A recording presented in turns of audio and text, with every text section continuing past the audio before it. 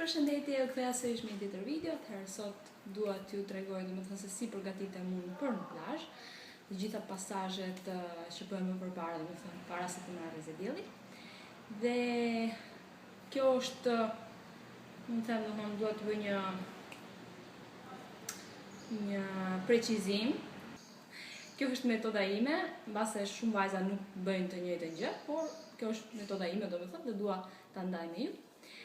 Atëherë, gjëja e parë që është e rëndësishme, domethënë para se të merrni rrezë dielli, është të bëni scrub fytyrës, trupit, në mënyrë që të gjitha qelizat e vdekura të hiqen dhe lëkura domethënë të përgatitet për marrjen e rrezave të diellit.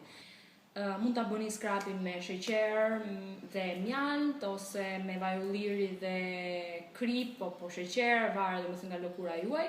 Nëse keni lëkurë të thatë, ju këshilloj domethënë ta bëni me vaj ulliri, dhe nëse keni lëkurë normale dhe miste, edhe mjalti domethënë është shumë i mirë.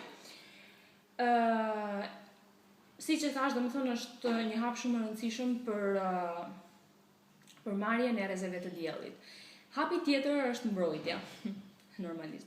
Dhe ajo që mendojmë ne vajzat, domethënë gjatë verës, është sa vjen plazhi, koha e plazhit, e kemi atë mend, domethënë dua të nxjihem direkt dhe blejmë direkt vajra apo domethënë pa kriter.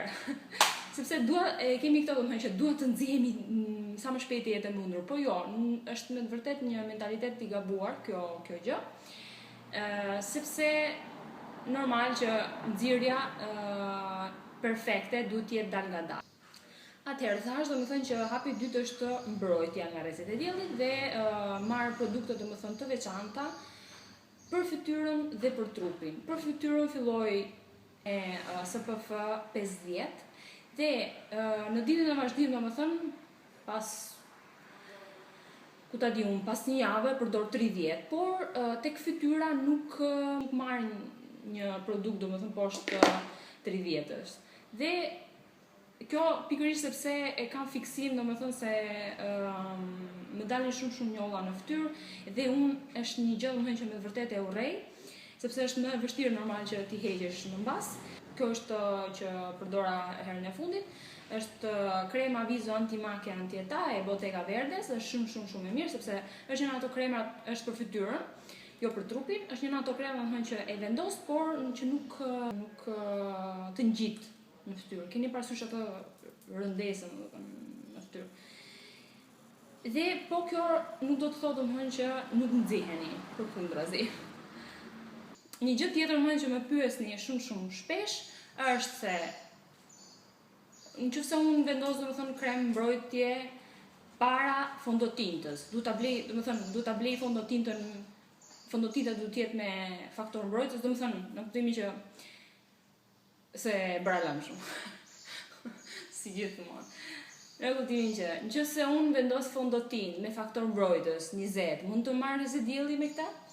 Jo, absolutisht jo, sepse nuk është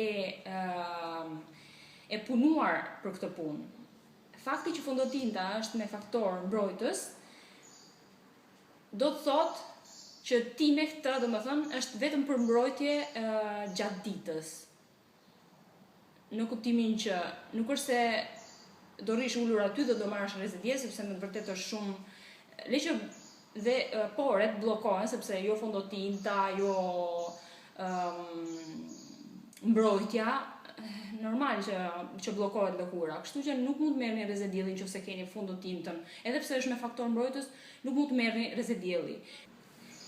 Edhe për trupin, përdor në fillim një me faktor mbrojtës 30, pastaj e ul gradualisht, domethënë pas ditëve, pas një jave me faktor mbrojtës 30,